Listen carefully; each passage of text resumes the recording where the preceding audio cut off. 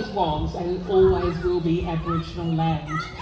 And I know that's something that resonates with you all. It was wonderful to be there, to be hoisting the flag here today. I found it very moving. And for the Tibetan national anthem to be playing at the same time, and to think there is strength and solidarity and pride in Tibet here in my hometown of Footscray.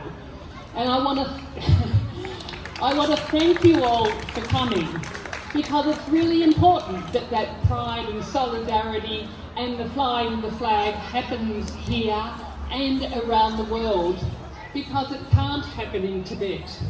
If Tibetan people tried to do what we did today, they would be, who knows what would happen to them. You could only imagine. They would be persecuted, they would be attacked, they would be jailed, they would probably be tortured, just for the sake of flying this wonderful flag that says, you are Tibetans, and Tibet is Tibet. It is a sovereign land. But sovereignty was never ceded from Tibet, from when the Chinese invaded 66 years ago.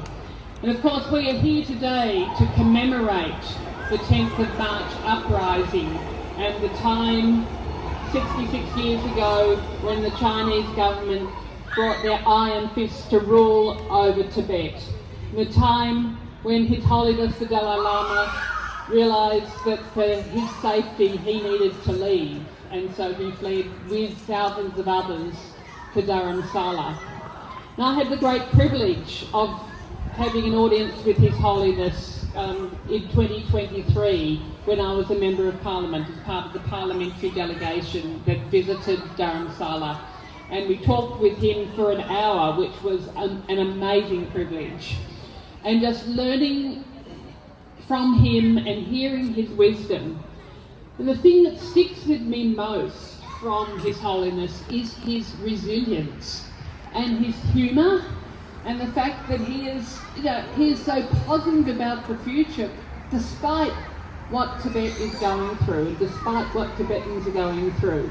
He is such a role model, and my favourite quote of